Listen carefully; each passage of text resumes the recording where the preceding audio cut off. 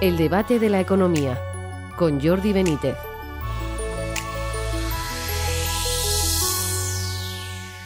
Bienvenidos al debate de la economía. Se multiplican los toques de atención al Gobierno de España por la marcha de nuestra economía. Este martes fue la Comisión Europea quien avisó sobre la posible desviación de nuestro déficit, viendo cómo evoluciona el gasto del Ejecutivo de Sánchez. Ayer miércoles fue la OCDE, la Organización de los Países Más Ricos del Mundo, la que alertó del riesgo de colapso de nuestro país si no reformamos el sistema de pensiones, entre otras cosas. Incluso la líder de Podemos, Ione Belarra, ha dicho que no votarán a favor de la senda de estabilidad porque las teóricamente magníficas cifras macroeconómicas de la economía española no se reflejan en la vida de las familias, una verdad que llevamos diciendo desde hace mucho tiempo en el debate. Por otro lado, la vicepresidenta y ministra de Trabajo, Yolanda Díaz, sigue buscando ser el centro de atención con sus ocurrencias.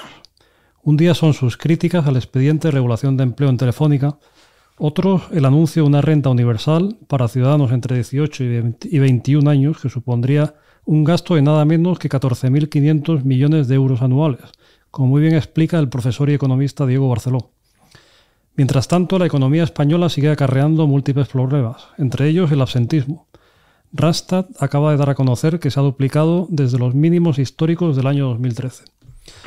Para hablar sobre todo ello tenemos hoy con nosotros a Daniel Lacalle, economista jefe de Tresis. Bienvenido, Daniel. Muchísimas gracias. Y a Diego Barceló, economista de la Universidad CEU San Pablo. Bienvenido, economista y profesor. ¿Qué tal, Jordi? Bienvenido, Diego. Muchas gracias. Gracias. Oye, pues empezamos, si os parece. La verdad es que nos ha dado un palo fuerte la OCDE, ¿no? Porque propone un ajuste de 6.800 millones de euros. Dice que la deuda sigue siendo elevada en comparación con la economía de la zona euro y la OCDE, que el déficit general ha bajado, pero el estructural sigue sin cambios, en el 3%. Luego dice también que el plan de reducción de deuda y déficit al 2031, que sería la deuda al 90%, y el déficit al 0,8%, carece de medidas políticas concretas, lo cual es un toque muy serio. Y luego, por decir otras dos cosas, habla de la importancia del reequilibrio de la combinación tributaria, ¿no? Dice que los impuestos al trabajo son muy elevados y al consumo son muy bajos. Y luego dice que el gasto público está muy sesgado a pensiones y prestaciones de empleo, mientras que, por ejemplo, la inversión pública ha bajado y la inversión en educación y servicios públicos comparativamente es inferior a la media de la OCDE y la Unión Europea, ¿no?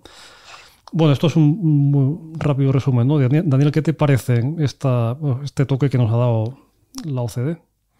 A ver, me parece que es importante, pero a la vez hay que recordar que la OCDE ha sido uno de los principales instigadores de las políticas que nos han llevado a esta situación.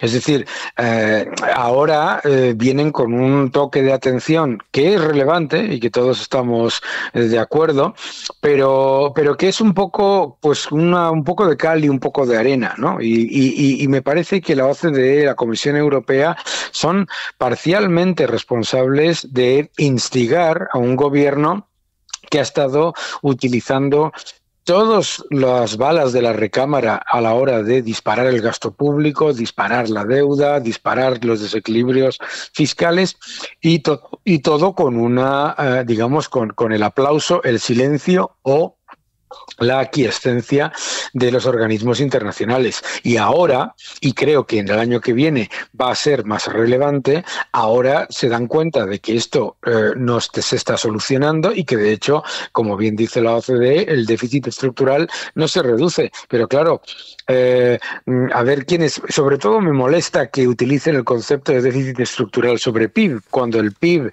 está dopado por mayor inflación, mayor inmigración y mayor gasto público.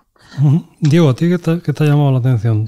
Sí, coincido con todo lo que dice Daniel, y hay un tercer actor que es corresponsable de esta situación, que es el Banco Central Europeo, que con sus políticas inflacionistas ha permitido a los gobiernos durante mucho tiempo financiarse casi gratis y entonces alentó indirectamente el gasto. Yo siempre digo el mismo dato y lo voy a repetir. 2025 es el 18º año consecutivo en que el gobierno de España paga todos los intereses de la deuda pública con más deuda pública. Una conducta financiera totalmente suicida y que solo con ese dato basta para entender que cualquier argumento que digan sobre que la economía va bien está equivocado, y que todo llamado a la prudencia e incluso a la alarma están bien orientados, porque realmente no es que haya una contradicción entre una macro que va bien y una micro que va mal, es que la macro no va bien, porque como decía Daniel, está dopada. Yo creo que eso es clave. Sí, efectivamente. O sea, yo creo que el argumentario de, a pesar de que la economía crece de forma robusta, hay desequilibrio. No. La economía no crece de forma robusta. Los pilares en los que se sustenta ese crecimiento no es que sean débiles, es que son paupérrimos, ¿no? Oye, esto de algún modo podría, porque parece que, están coincidiendo estos toques de atención por entidades que a lo mejor hasta ahora no estaban siendo tan claras en este sentido, ¿no? Esto puede significar a lo mejor una aceleración de la realidad de que la economía española pues no va tan bien como decía el gobierno. Yo ahí vuelvo al gran problema de esta obsesión por parte de los organismos internacionales de fiarlo todo al Producto Interior Bruto y no mirar la calidad y la composición de ese Producto Interior Bruto, ¿no? Estamos asistiendo a unos organismos internacionales que se felicitan de que Francia y Alemania no entren en recesión cuando el sector privado está en recesión y lo único que sostiene el Producto Interior Bruto es un aumento del gasto público peligrosísimo, ¿no?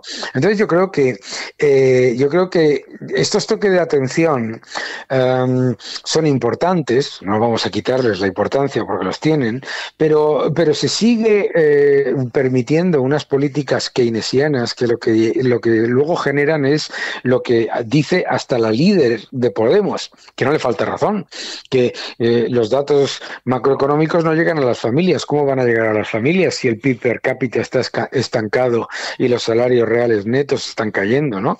Claro, estamos en realidad empobreciéndonos mientras se topa el PIB. Y yo creo que ese problema de fiarlo todo a un Producto Interior Bruto maquillado o dopado, no vamos a decir maquillado, está bien calculado, pero que está claramente basado en unos pilares muy endebles, es un gran problema que no va a cambiar, desafortunadamente. Claro, porque vinculado con esto que dice Daniel, hay que tener en cuenta un tema metodológico que cuando uno lo explica es realmente casi risible si no estuviéramos hablando de algo tan importante. Y es que la aportación del sector público al PIB se calcula a través del salario de los empleados públicos. Por lo tanto, cuando el sector público contrata más personal y le aumenta el salario, está haciendo crecer al PIB, pero en realidad está hundiendo al sector privado, que es el que tiene que financiar con sus impuestos a ese sector público. Y si además sumamos los fondos europeos, aunque subejecutados, y los gastos en inversiones, el aumento de las pensiones, etcétera, yo saqué hace un tiempo el cálculo y alrededor de un 35% de la demanda estaba directamente vinculada a gasto público y era por lo tanto insostenible. Claro. Oye, esto, Daniel, de cara a la imagen exterior, porque también ha habido algunas publicaciones en medios extranjeros estos días, ¿no? De hecho, creo que hablaba Stanley Payne, el historiador, me parece que hablaba hace poco en el Wall Street Journal, también pues, hablando de los problemas de gobierno que tenemos aquí, ¿no? Pero bueno, tú estás muy en contacto también con inversores extranjeros. ¿Esto, no sé, va creciendo una imagen de España negativa o no? ¿O esto tampoco...? No realmente, porque, mira, desafortunadamente España no cuenta en muchas de las decisiones. Como vosotros sabéis, yo colaboro con muchos medios extranjeros, a mí nunca me preguntan por España, nunca, ¿no? Eso en sí mismo es un problema. El segundo problema que yo creo es que los primeros también que han sido corresponsables, como comentaba Diego, de esta elevación y de aplauso a unas políticas muy dañinas a largo plazo, han sido los propios mercados financieros. financieros. O sea, el consenso de mercado ha estado aplaudiendo a una política que es la misma que llevaba a cabo Grecia antes de la crisis, ¿no? Disparar el gasto público, disparar el empleo público, disparar la inmigración y fiarlo todo a los fondos europeos. Pero yo yo veo que efectivamente, pues la imagen en el exterior empieza a ser la de un país que tiene un grave problema de corrupción. Ya es bien notorio que el problema de corrupción es el gran factor negativo en España, ¿no? Diego, ¿tú cómo ves esta imagen? Y luego también, bueno, escuchaba el otro día, pues lo has dicho en Francia hace poco, ¿no? Que les llama la atención que no tengamos presupuesto. A mí me llamaba la atención que les llamara la atención, porque claro, ya llevamos un tiempo sin presupuesto, ¿no? Sí. Entonces, el problema de la Constitución y las leyes es que presumen lealtad institucional y patriotismo, y en el caso del sanchismo-leninismo no hay ni lo uno ni lo otro. Entonces, claro, nosotros pensamos en el 2011, cuando Rajoy apoyó la reforma de la Constitución que le había sugerido Zapatero por presión de Alemania, cómo han cambiado los tiempos, porque antes presionaban por la estabilidad presupuestaria y ahora presionan por el gasto. Pero bueno, pensamos que con el artículo 135 ya iba a haber una situación, digamos, mucho más sólida en las cuentas públicas, y sin embargo no ha sido así, porque cuando alguien es un inescrupuloso, no tiene límite. Entonces, y lo que estamos viendo de una condena al fiscal general ya es, digamos, es la ratificación enésima de que estamos en el gobierno de las cosas imposibles. Pasa lo que siempre pensamos que era imposible. Entonces, digamos, en este contexto, no tener presupuesto casi que es una cosa menor, e incluso diría que mejor, porque esta gente aprobaría un nuevo presupuesto aumentando más gastos y aumentando más impuestos. Así que casi que si nos mantenemos sin presupuesto, mejor. Oye, volviendo a la imagen de país, y aunque sea una breve pincelada, ¿no? Pero bueno, estamos también viendo los primeros tiempos después de la victoria de Milei, ¿no? Y quería preguntaros un poco cómo lo estáis viendo, Daniel, pues yo creo que me parece que has estado en contacto con él hace poco también, ¿no? Sí, yo he estado en Buenos Aires la semana pasada, estuve con el presidente Milei, con los ministros Sturzenegger, con Caputo, con Adorni, etcétera, y la diferencia de lo que está pasando en Argentina con lo que se estaba viendo en los últimos 2 años es espectacular. Argentina está creciendo al 4%, ha reducido la pobreza al nivel más bajo visto en años. Han salido 2 millones de personas de la pobreza y en las calles se nota. En las calles se nota porque, por ejemplo, pues ahora vas a un restaurante y no te dicen, por favor, si me paga usted en cash, le hago un descuento del 40%. Ya no ves en las tiendas opciones de pagar en 10, 12 cuotas, ¿no? Todos esos son factores relevantes. Argentina está saliendo del erial socialista que heredó. Hay mucho que se tiene que seguir haciendo, pero desde luego la economía va espectacularmente, sobre todo comparado con unas estimaciones de ese consenso socialdemócrata que denunciaba yo antes, que decían que la economía se iba a hundir y que iba a ser todo un desastre, ¿no? Imagino que ahora estarán bastante optimistas, ¿no? Después del gran resultado de las últimas elecciones. Bueno, están optimistas, pero hablando con el presidente Milei, son también conscientes de que pasa una cosa que pasa también en España, ¿no? Cuando llega un gobierno y arregla el desastre dejado por el socialismo, la gente deja de pensar en la economía.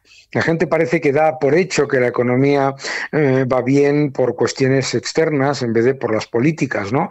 Y son también conscientes de que hay que seguir dando la batalla cultural y la batalla de las ideas, porque el ciudadano se acomoda y de repente escucha al kirchnerismo decir que ellos proponen un programa de crecimiento inclusivo, que luego siempre es miseria, y hay que dar la batalla, ¿no? Diego, ¿tú cómo lo ves como gran seguidor de de tu país, ¿no? Como... Sí.